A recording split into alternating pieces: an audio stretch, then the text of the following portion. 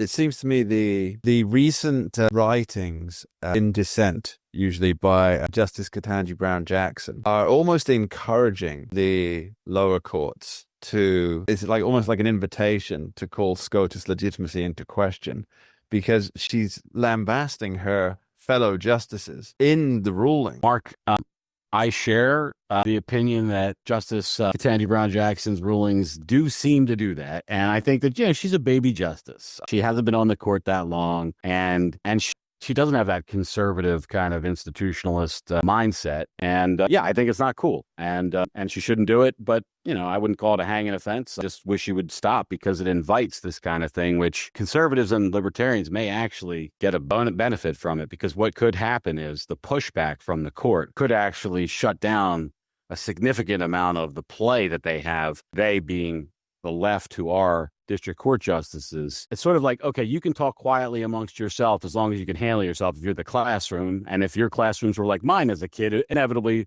the whispers would grow to a roar, and then the teacher would come in and say, okay, now there's no talking at all. You basically ruined it, like your discretionary powers. And I could see that happening with the courts in some significant way, where the Supreme Court, because if everybody doesn't know, the Supreme Court is the boss of the district courts in a certain way. That's done by the executive, confirmed by the Senate. But in terms of how they rule and make their rulings and the rules that they follow, that's all done. Basically, it's John Roberts and his colleagues on the court that determine all that. So don't annoy the Chief Justice if you're banking on his support for anything at all.